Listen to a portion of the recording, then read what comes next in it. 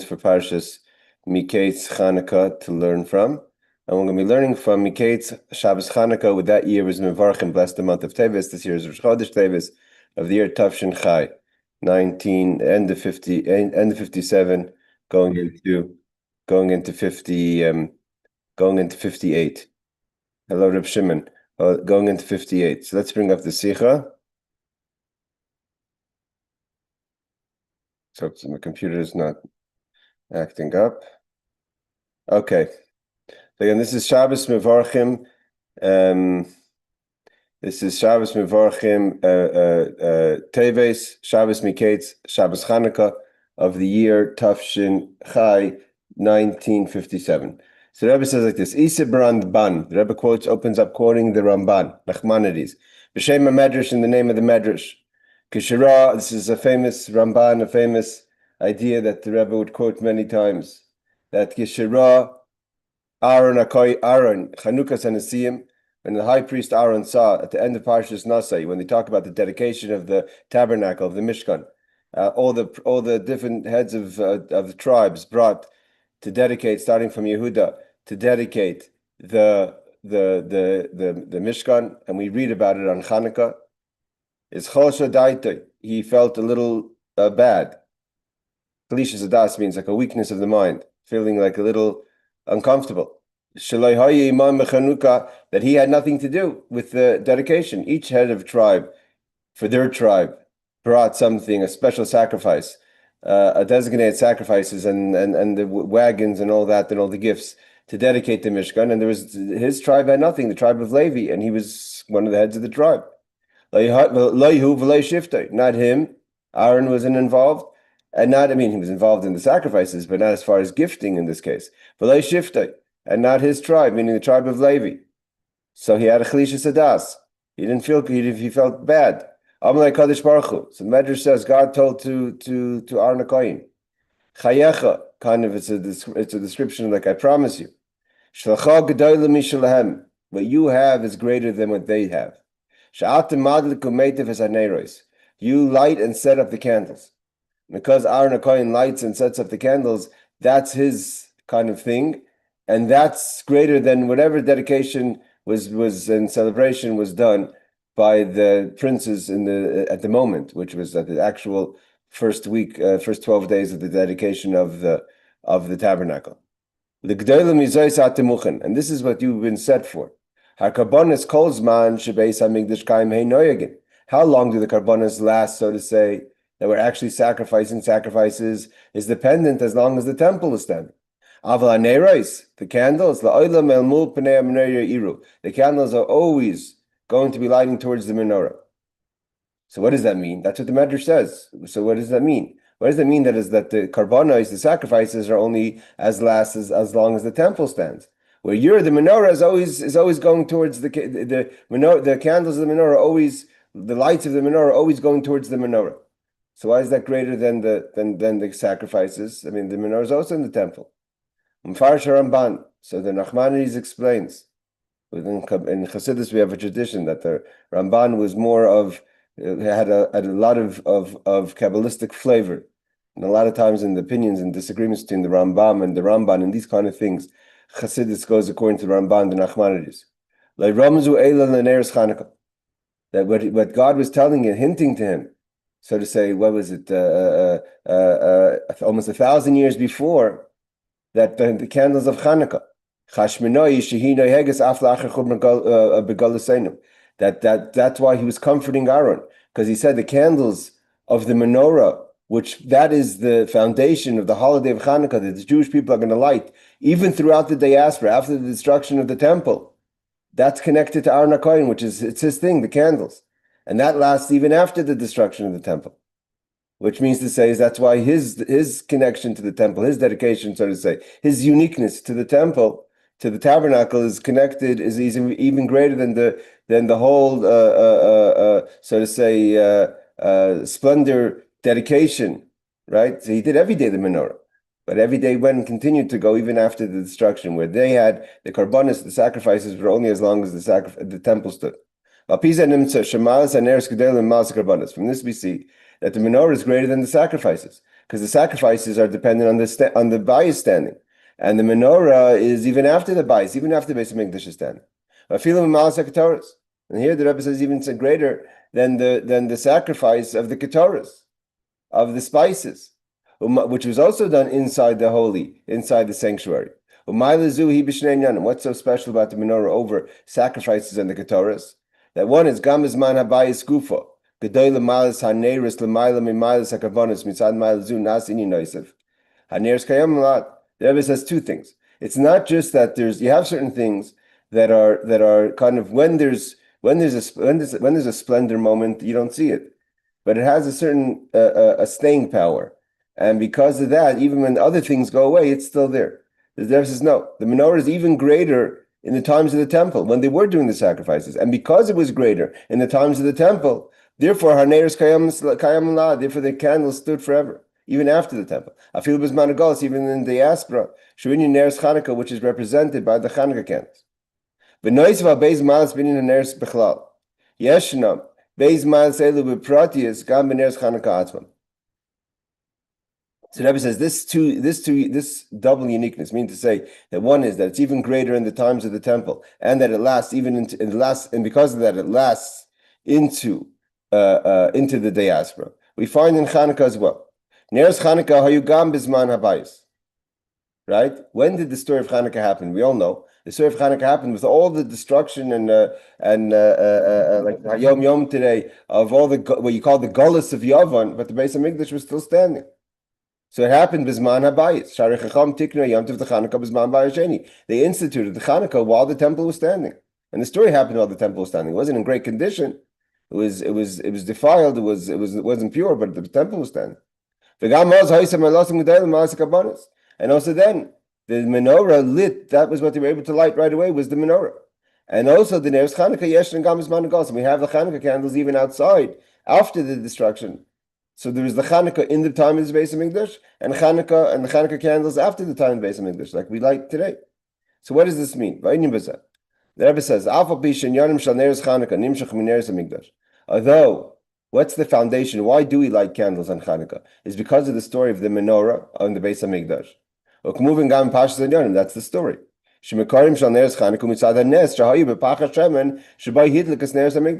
Because the reason we light the candles of the menorah is because that we found the special flask of oil.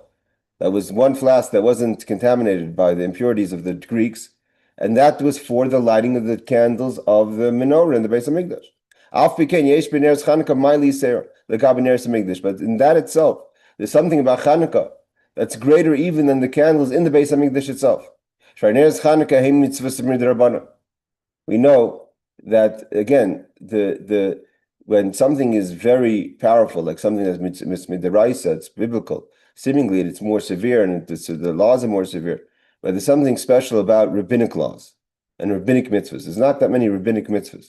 One of the rabbinic mitzvahs, you have rabbinic gzeros, but a rabbinic mitzvah, this is not a mitzvah that the rabbis enhanced. This is a mitzvah that the rabbis, so to say, created. And because it's a mitzvah midrabanan, we have a saying from our rabbis that there's a certain severity, a certain carefulness you have to have in the words of the scribes, meaning the rabbis. And it's more sweet to God, the words, so to say, the mitzvahs of the scribes, meaning the rabbis, versus the mitzvahs of the Torah, of the Bible, of the biblical commandments. As the Ramban himself again also says,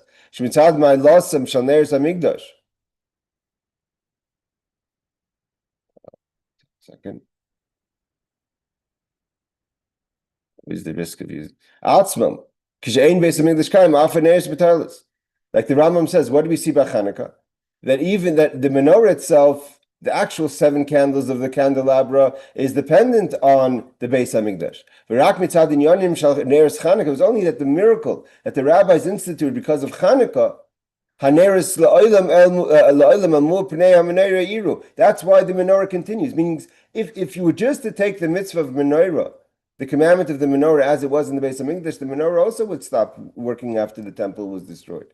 It was only because that triggered, the miracle of the menorah triggered the holiday of Chanukah, that the Chanukah, so to say, the holiday carried on the tradition of the menorah past the destruction of the Beis Hamikdash. What's the idea? The point is that what Chanukah candles show us, not just that it's a menorah, but the Chanukah candles, is that it's above the chain of creation, meaning to say it's above the limitations of the system of creation. Shesham Lai Shanisi, over there, there's no, in the level that's beyond creation, there's no change in Hashem. Like we learned, Aniyah Vaya, the creator is Aniyah Vaya Lai Shanisi, I don't change. There's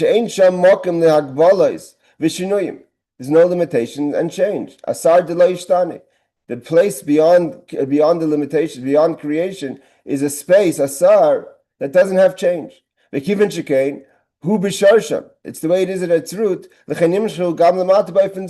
So if something is connected, like the Neris of Chanukah, are rooted in beyond creation, beyond the limitations and concept of change, so that's the way it comes down to this world. It's not, if the Beis Hamikdash is destroyed, it doesn't affect the holiday or the lighting of the menorah.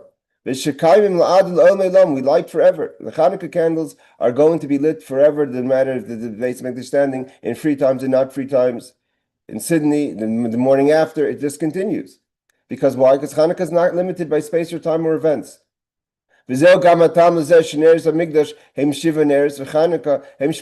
that's symbolized in the fact that the menorah itself in the temple was, in the Beis Hamikdash, was 7, and 7 is the number of creation, of limitation, 7 days of creation, and Chanukah is the number 8. We know the number 8. But the number 8 is about beyond creation. As it's known, the number 7 is within the limitations of creation. The number 8 is above the limitations of creation. And therefore, our rabbis have taught us, Shakinar, the harp, the lasid when Mashiach comes, is going to be of 8 strings. The harp of the Beis Hamikdash had 7 strings. There's some opinions that the harp of the Beis Hamikdash of Mashiach is going to be of 10 strings. There's 8 and 10, but it's beyond the number of 7. Yes, Aaron. I don't understand the space and time. It doesn't matter. Space and time means that we have things that are space and time. For instance, you can only do the sacrifices in the temple. That's a space. You only do it while the temple's standing. That's the time. So when you have limitations of space and time, means that certain things could only be done, and it gets affected by time and events. But when you bring down an energy from Hashem that's beyond creation, and therefore no event or no happening, no times could affect the energy, and therefore Chanukah keeps on going. Chanukah, they lit candles in Auschwitz, they lit candles in the freedom. We light candles in the street of the United States and all over the world, and we'll continue lighting until Mashiach comes. There is no event that's going to change that. Thank you. You're welcome. So he says like this. So the Rebbe continues. And and it's symbolized in the fact that it's brought down that the harp of the days of Mashiach is going to be of 8 strings. So too Chanukah. Chanukah is all about the revelations that's above, that's in beyond creation. Like it's in Mashiach comes. That's why it's symbolized in the 8 candles. It means, although the story is that it lit for 8 days. But the idea is that it lit for 8 days, because it symbolized, it had an energy of the number 8 of the number that's outside creation, beyond creation. The Rebbe says, continues. There's also, one could say, what are you talking about? Chanukah does have limitations. For instance, Shaharei, like the Gemara teaches us, that the days of Chanukah are 8. So there's limitations. There's only 8 days of Chanukah. We don't light on the 24th, and we don't light after the 8 days, which is depending on Rosh Chodesh, if it's 1 or 2 days. But it's only counted 8 days from the 25th. From the 25th of the month of Kislev and further. There's no Chanukah. You can't make a bracha. You don't sing Haner Shalom Mosur if you light the candles outside the 8 days of Chanukah. There's no idea of the Chanukah. However, the Rebbe says, this is only about not the times of the system of creation, but actually just the days of the year. It means it's not affected by the years only during this period of time. It's only in there with regard to the period of time of the year. When this time of the year comes, no matter what's happening, on the 25th of Kislev, every year, notwithstanding of what's happening during that year, is the Beis Hamikdash standing? Is Beis Hamikdash not standing? Is this happening? Is that happening? We light candles. It makes no difference if we're in temple times or for in diaspora, the godless times. The Rebbe says, exile times. Should be Mei Chanukah. Ein afilu hagbal b'negei lizmani hashana. Kivan. Shaha'ori Mei Chanukah nimshach zamir b'chol hashana. And the Rebbe says, I can go even a little further. That we ask, that yes, you can only light the candles on the 8 days of Chanukah, meaning, you can light candles afterwards, but it's not a mitzvah. The meaning from the 25th, you can't make a bracha. From the 25th, 8 days further. But it does affect the whole year, because the energy of Chanukah affects the whole year. Chanukah, in Chalal, one of the rules of Yiddishkeit that the Rebbe emphasizes over and over again, is that anything that happens at a certain time of year, it's not that that's the only time. Pesach is not the only time of redemption. Tu B'Shvat is not the only time of the energy of the fruit, etc. Or shofar Rosh Hashanah is not the only time of the energy of the shofar. It's the time when we do it, and it energizes that specific energy throughout the year. The whole year is drawing of the special, unique energy of the shofar throughout the year from Rosh Hashanah. The whole year is taking energy from the lights of candles of menorah of Chanukah throughout the year. So it is affecting the whole year. It's just that the mitzvah itself, the time that it's done within the years, is the 8 days. The Rebbe says, I'm going to add to this. Should be if you count, in essence, it doesn't really affect throughout the rest of the days of the year. Why? Because the energy from the days of Chanukah lights up the whole year. There's a certain light that we have in our life, in our surroundings, because we light the menorah on the 8 days of Chanukah. And it's not just these 8 days. Our whole year is different until next year Chanukah, because we lit the menorah. This is not unique to Chanukah. We just said that every holiday has that idea. As we know, each holiday gives this energy for the whole year. Like I said, shofar. The energy of shofar is the energy of Kabbalah soul, of accepting the yoke the entire year. The idea of geula, of redemption on Pesach, is the idea of redemption an entire year. So that's not unique about Chanukah. That's something to do with all the holidays. The Rebbe says, but in truth, there's still a difference. The energy of the other holidays versus the energy of Chanukah. So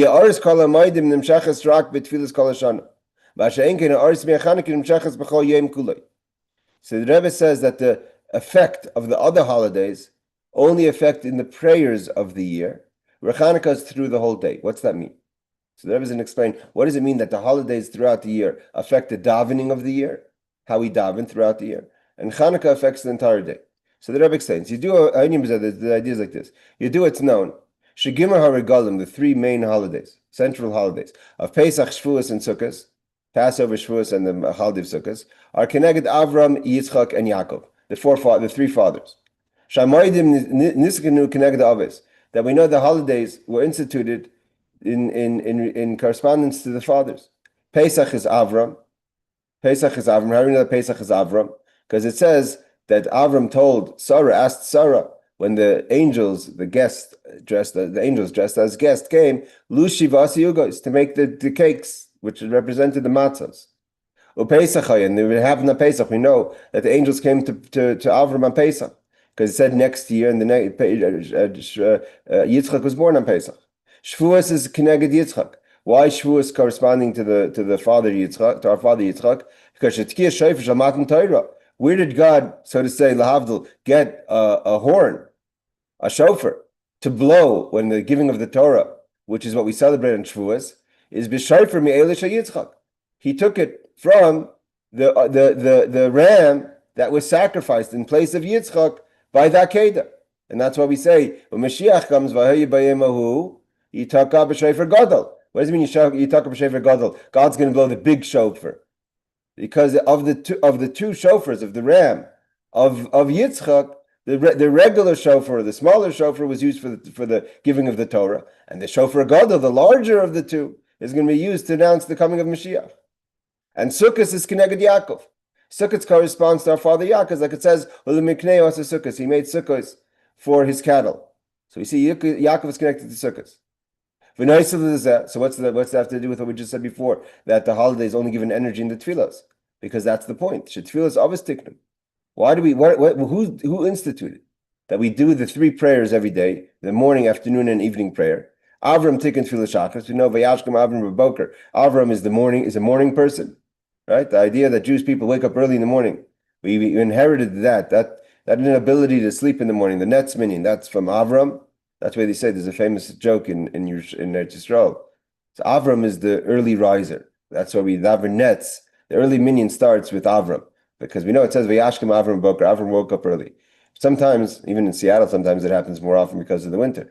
But sometimes where people are davening even before netz. I mean, I'm not going to go into the halacha questions of that. And what's that? So who's instituted that davening before netz? That's called Terach's minyan. Terach is Avram's father. So Terach is even earlier than Avram. But he says Avram instituted Shachris, and Yitzchak instituted Mincha, and Yaakov instituted Mariv. Therefore, when the holidays, what is the gateway? What is the valve that the holidays go through to give energy throughout the year? Is each holiday goes through its prayer, because each holiday is connected to our Father. So Pesach is gives energy through the Shachris. Mincha is from Shavuos, and Mariv is the Yaakov's tefillah. Yaakov made sukkahs, and he made tefillas Mariv. He instituted the Mariv prayer. That's what it means. The holidays go through the prayers. Pesach b'tefillas Shachris, Shavuos b'tefillas Mincha, and Sukkos b'tefillas Arvos. But the Rebbe says, but Chanukah doesn't have that limitation. That the morning prayer connects to the Pesach, and the afternoon prayer connects to the Shavuos, and the Sukkot prayer connects to Mariv. Chanukah gives light throughout the day. And what does this mean, avodah? But the main thing is, what's this mean to our day-to-day? How do we apply this to ourselves? How do we apply this to our avodah, to our service of God? We know each holiday has its unique character. And a character is defined. And if it's defined, it also goes into a defined moment. So therefore, Chanukah, Pesach, which has its character, gives into the energy that fits into that time of the day. Chanukah is not about a certain character, the character of Geula, the character of Gvura, Chesed, Tiferes. Chanukah was about that self-sacrifice Matisyahu and his sons and the Jewish people had for Torah mitzvahs. It wasn't about anything specific. It was Mesirus Nefesh for God and godliness and Torah. And you can't say there's only a special time when a person has to have the element of self-sacrifice. It's not like I only have self-sacrifice now. Self-sacrifice is something that consumes all time and all places and in the entirety of the person. Everything you do in avodah has to be permeated with and so to say soaked with the energy of Mesirus Nefesh, of self-sacrifice. As Tanya explains, the Alter Rebbe and Tanya, how does one perform any of the Torah mitzvahs? Is dependent. The person constantly remembers, he or she, the person self-sacrifice to God in every part of the Torah mitzvahs that you do. It's not about the specifics idea of the mitzvah. It's the idea that what I'm doing now is I'm giving myself over to Hashem. There's no specific time or constantly. It means there's certain mitzvahs that have times. But the idea of doing Torah mitzvahs is constant, learning Torah constant, doing mitzvahs whenever you can, whenever they come available, is b'chol nyan yadim, in all the things of a person. Like it says, b'chol derchecha de'eyu, in all your ways you know God. Nimtza she'inyan Mesirus Nefesh, when everything you do has to be with Mesirus Nefesh, tzarich li'skol yom kulei. So the Mesirus Nefesh has to be throughout the day. And if Chanukah is the energy of Mesirus Nefesh, there's no specific time for Chanukah throughout the day. Chanukah energizes the entire day that the person should have the koach of Mesirus Nefesh. It's amazing. Because we're not talking about Purim now. But we're talking about what is the energy that we get from Chanukah throughout our days and throughout the day of our days, is the concept of Mesirus Nefesh, of self-sacrifice that they had then for Torah mitzvahs. Again, there was no decree at all against the Jewish bodies. Haman didn't. There's many discussions about the difference between Chanukah and Purim, but fundamentally, at the end of the day, Haman wasn't asking you what Daf Gemara you learned, or I mean, he did, but he wasn't asking you exactly about your Torah mitzvahs. He was looking to kill Jews. The only way they would get out of it is if they convert out of being Jewish. The Chashim Noam weren't asking people to convert. They're saying don't do Torah mitzvahs.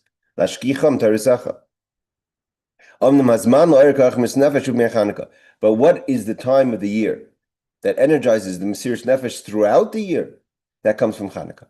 Chanukah is man shemimenu yechayim l'tzrichim nishav Mesirus Nefesh akol Chanukah. That's the well of Mesirus Nefesh, of self-sacrifice, that we draw throughout the year to permeate our Torah mitzvahs with Mesirus Nefesh. We draw it from the well of Chanukah.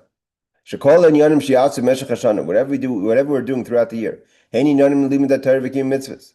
Whether it's the specific time we're learning Torah mitzvahs, or divrei reshus, or even our mundane. Yair behem koyachem Mesirus Nefesh Yehudi. A person sees the self-sacrifice beyond limitations of a yid. By deza nasim kol asiyosa of kelim elikus. And then you're not just doing things for God. Everything you do is a vessel for God. And you're revealing God's oneness in everything you do. Everything you do is permeated the idea of bringing Echad Hashem Echad, Hashem, God is one. When a person has this through our service in the days of Chanukah on such a level, and especially connected to the fifth night of Chanukah, because the fifth night of Chanukah is the one that is like the sea of Chanukah. So when you awaken within yourself, the level of Mesirus Nefesh means without time, without reason. It doesn't have to make sense. Means you reveal the essence that is beyond your revealed, because in the revealed strengths, it has limitations, beginning and end. It's kavim, it's lines. Starts here, ends there. It's defined. But the essence is not defined. And when a person has Mesirus Nefesh, beyond reason, for God and godliness and his mitzvahs, that's we draw from on Chanukah. And this, what it happens? You have to remember, God is a mirror, right? That we say, upon him. How we behave, God mirrors our behavior.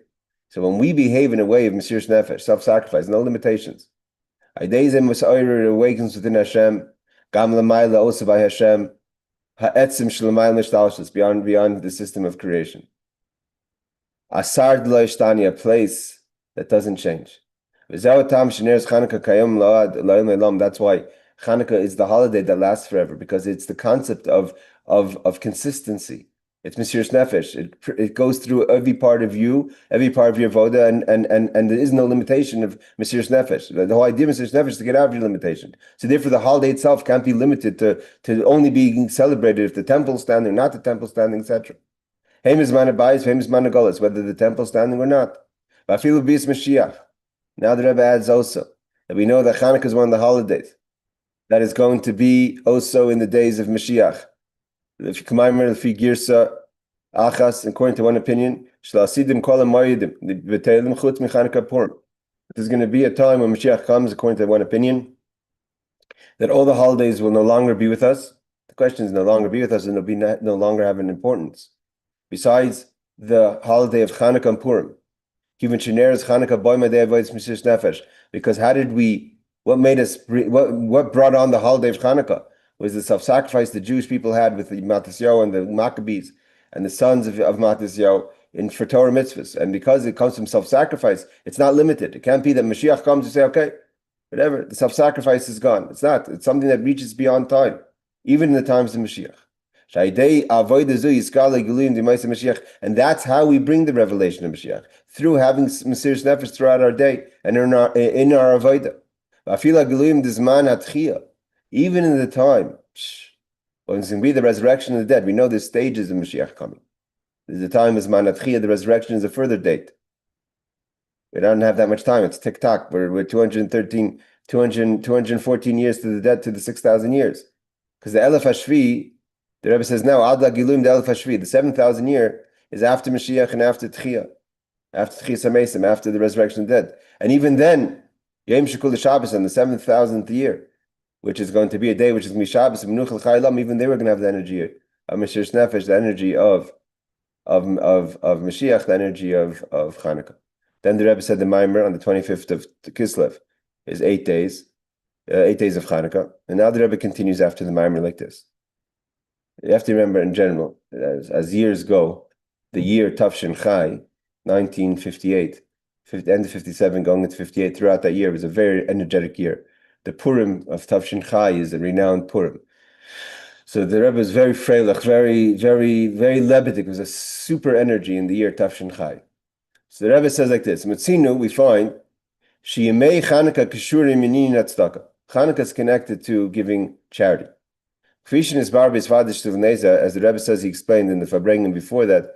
I'm assuming there would be Shabbos Vayeshev, right after Yitas Kislev.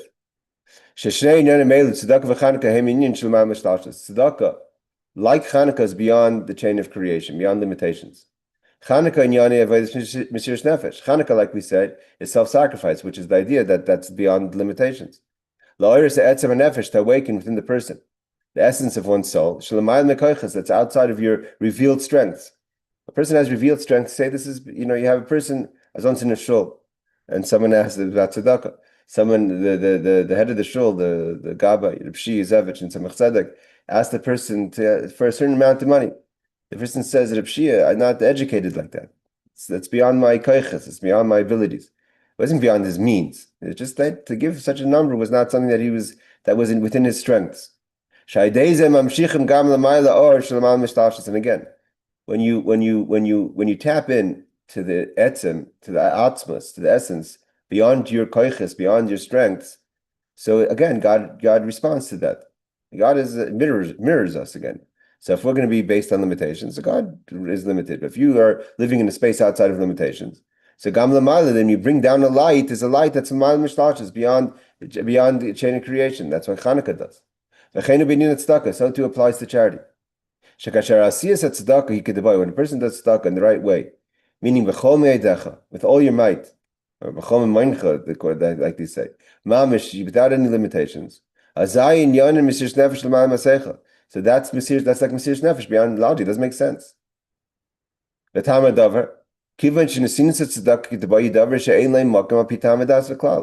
because the whole idea of tzedakah doesn't make sense.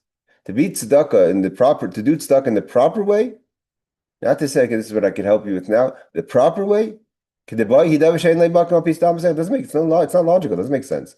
A person should give in way of tzedakah that's mamish mi'alimi ever. It's not logical. In one side, we tell a person you have to give your own life. You're giving what matters to you to someone else. Even if she said, either you push it, worked on it, you worked really hard to earn your money. A person comes home, I worked hard for this, and now you want me to give it to you? The Rebbe quotes Tanya. Even if it wasn't such a laborious thing, you got a Yerusha, I don't know, the money came to you without so much toil. But it's Chai Nafshi because you could have done something else with it. You could have bought yourself a nice car. Now you're giving it to someone who has nothing. So that's one thing. I mean, that's one thing that tzedakah demands from a person. On the other side, so it means on one side you're saying the person says, I'm giving you something that I mamish toiled on, or something that I could have bought something else with. And then we're telling the person, on the other side, don't make any conditions and don't have any agenda. And here the Rebbe goes, wow. The Rebbe says, don't even give tzedakah with an agenda that if I give tzedakah, God's going to give me, if I give 10%, He's going to make me rich. The famous idea of Aser, give charity, b'shvil, so you should become wealthy. So that's an agenda, right? You're giving, it's an investment. And usually we say you should. Test me on this. But the Rebbe says that's a limited level. But even the level of giving tzedakah to become rich is limited. There's an agenda there. And never goes even further. Not for anything else beyond even the material blessings of wealth, but even the spiritual things that come to how we know the power of tzedakah. That also shouldn't be your agenda. The only reason you're giving tzedakah because it doesn't make sense. You don't even know what's going to happen. You don't know the time, the yamin and the smile. But just because right now the poor person needs it. It's not about you, what you're going to get in return. Or lose in return from the other side. Right now the poor person needs it. The Kfishin is Barba, Sicha, and Albarichas. As the Rebbe talked in length, I'm assuming in Parshas Vayeshev. Alav litin ani in chitzoni.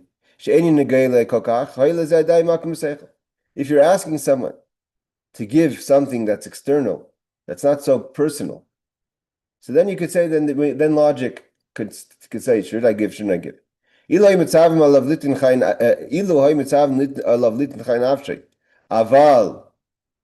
So if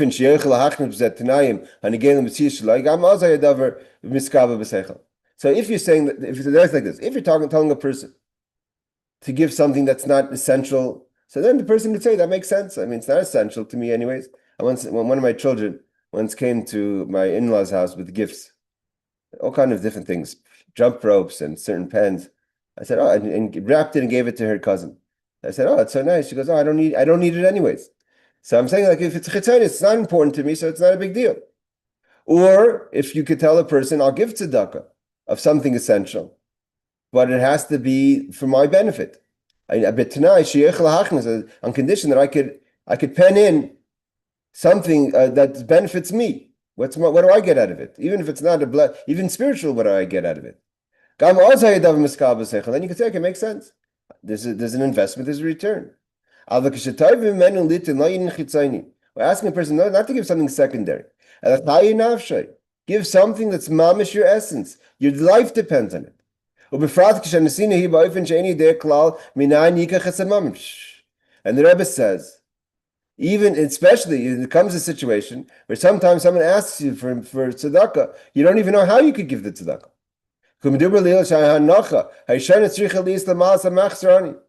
The first thing is how I'm going to take care of this person who needs help.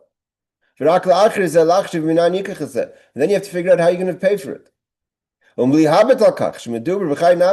talking about, the Rebbe says, here we're talking about a person giving your essence. I love and you have to give it not for yourself, for someone else. And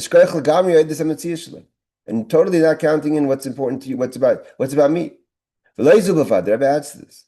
And the Rebbe says that God wants more from the person. It's not enough. That although you've given someone that's mamish essentials, things that are for you, and for nothing in return, not spiritually, no unconditional tzedakah. Not even for a thank you. The Rebbe says you can't do begrudgingly. You have to do it with simcha, with joy. That the Rebbe says absolutely makes no sense. Mela, they say to the person, give not chitzaynis, give pnimis, chay nafsha. Mela, they say to the person, you don't even know where you're getting it from. Mela, they say to the person, you're not allowed to pencil in any conditions to God. But now you're telling the person you have to give with simcha, with joy. Mamish at the opportunity of doing the mitzvah. The Rebbe says that b'chlal doesn't make sense. That the Rebbe says, so where does it come from? Where does the person have the ability to do that? Where's the yid? This is the nature of a yid. Where does the yid have the ability to do that? Because it comes from the essence that's beyond logic. And that's the avoid of Chanukah. The avoid it doesn't make sense. What Matisyahu and his sons didn't make sense. It was all inspired by their sister. I mean, that's where the straw that broke the camel's back, and that's such a small straw. And when we reveal the essence of our soul, that again, God mirrors that. We've had many times, the Rebbe, throughout the years, the Rebbe was very into this. The Rebbe would push people sometimes to things, and tzedakah and other things, that would mamish difficult for a person. Didn't make sense, no logic. But that was the only way. Sometimes that's the only way for things to flow through, because then it awakens within Hashem the limitless. I mean, when a person needs a bracha in something, a yeshua in something, not saying again, not penciling in conditions, but sometimes what brings tzedakah matzal mimaves, like the Rabbi Kiva's daughter, she didn't have any cheshbonos. She didn't even know that she was going to die that day. According to nature, Rabbi Kiva's daughter was going to die that day, the day of her wedding. And she was saved because she gave tzedakah to someone. She gave food from the wedding to a poor person. Why? Because in order that in the laws of limitations, it was destined for her to die. But that's only within the systems of creation, so to say, in the cosmos, in the mazel of things. But ein mazel Yisrael. And how do you get into ein mazel Yisrael? You tap into the beyond limitations. By day, Cyrus sets him nefesh poim gam ma'al Cyrus from shachas arab lig vul shlemal mikol akbolos. V'zeh mashakosif, and this is what it says: Ateres teferes seva b'derech tzedakah timotze. It means that Ateres, the crown of teferes, of beauty, and of old age is in b'derech tzedakah timatzi. You'll find it in charity. Shaydei tzedakah zeichen le'inyan haseva. How does a person live out to ripe old age? Seva is like a kind of a state where a person is living in seva, in good age. Shu'inyan shlemal mishtalshes, which is also beyond the chain of creation. Kafish mesinu gam and negei inyan haseva b'gashim. It's ben shivim l'seva. The person reaches that kind of age. When a person, the Rebbe is pushing the idea of tzedakah. When a person gives tzedakah, that awakens the ma'ala m'derech hateva, beyond nature, to have this bracha of seva, I'm not sure exactly the English word for seva, but it's connected to old age. The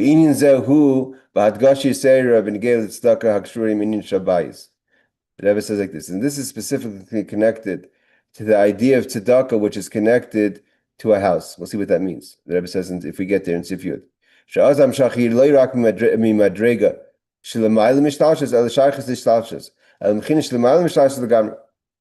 Rebbe says, this is connected specifically to tzedakah that's connected to a house. I'm not sure if the Rebbe is talking about the Rebbe is maybe doing an appeal for the base medrash, for the shul.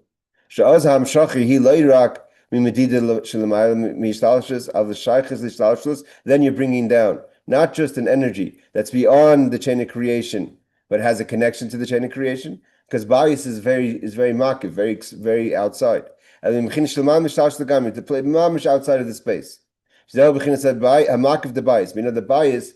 There's different kind. There's pneumius when you internalize something. That's like derech ishtalshus, something. The light gets internalized, which is represented by the idea of Malakalam, how Hashem fills the world. Then you have makiv, energy that surrounds a person or surrounds a space, like clothing, which is called makiv akarev. But it's makiv, it's outside. You can't eat food. You can't eat your clothing. You need it for shelter, for warmth, for the weather, right? For tznius, for dress. But at the same time, it's outside you, but it fits you. It has to fit you. It has to be matim to the person. So it's makiv. It's called makiv akarev. But the house is makiv arachik. A house is most houses, you don't have to be measured to know if you can fit in the house. Kafishin is bar Leos, the Rebbe again explained this is a continuation of an idea that Rebbe spoke on Yud Tes Kislev. There's a difference between garments, clothing, and a house. Clothing is outside, but it's outside that fits. That's like an outside energy, but it's connected to the energy inside. So a connection outside the world, but it's kind of connected to hishtalshlus. Like clothing is outside, but it has to fit.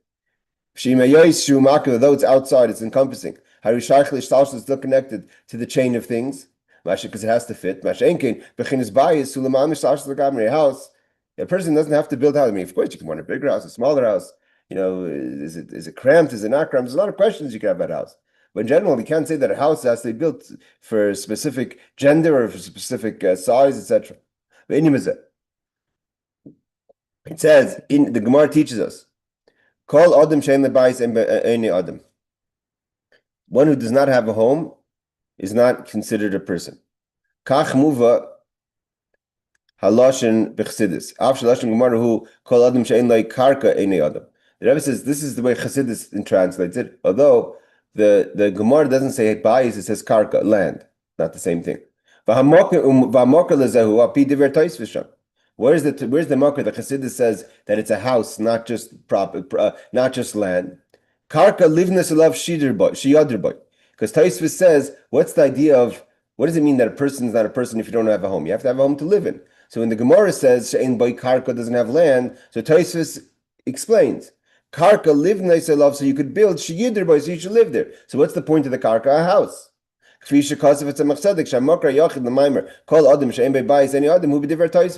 The Mokar in Chassidus that defines a person's, so to say, who is a person? Is a person who has a home.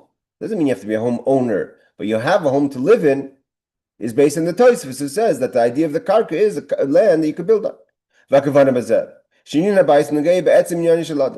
Why is it definitive to say? It doesn't say anywhere if a person doesn't have food. You could say if you don't have food, you're hungry. If you don't have clothes, you'll be cold. If you don't have clothes, you won't be clothed. But it doesn't say if you don't have clothes, you're not a person. But it says if you don't have a home, you're not a person. Why? Because the house is connected to the essence of the person. be'etzem hus nafshe, to the core of the person's soul. But only when you have a home, like we're saying, that you get into the essence is a makiv, is an energy that's encompassing. So if a person doesn't have a home, it means the physical home you have is a representation of what kind of what are you tapped into in your spiritual energy. So the home represents that you have an ability to tap into the makiv harachik, the outside space.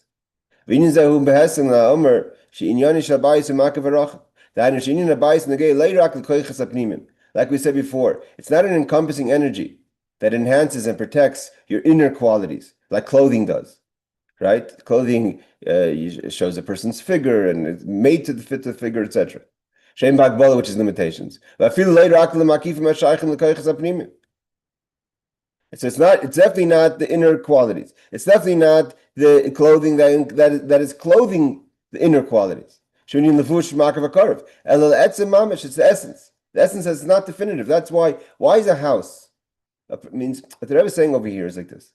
That when we have to stop here, and I'm not sure what the Rebbe is getting to. The Rebbe, I think, is trying to get either to see the end.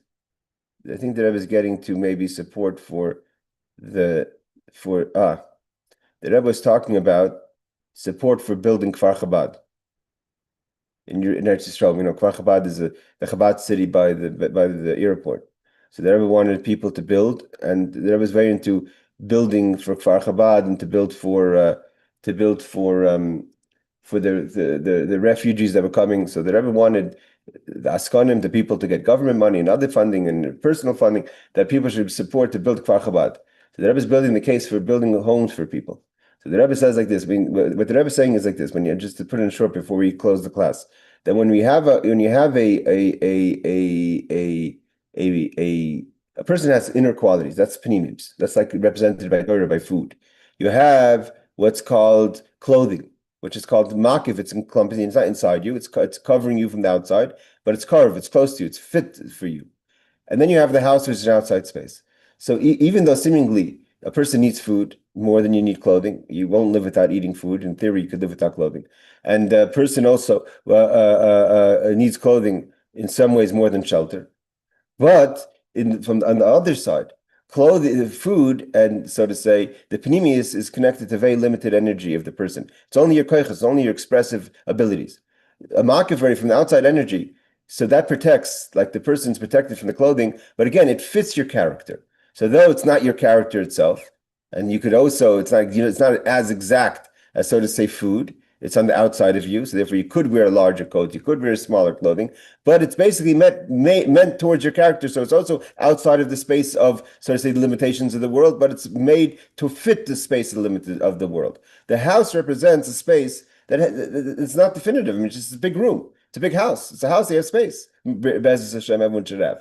So when you walk into a house, so it's connected to what energies is it connected to? It's very disconnected, seemingly, to your character. You don't know any. I mean, you know a little bit about how a person decorates a house or how much a person could afford in a house, but it's very hard to really know from the person who the person is. It's not the same house could house many different types of people, genders, types, characters.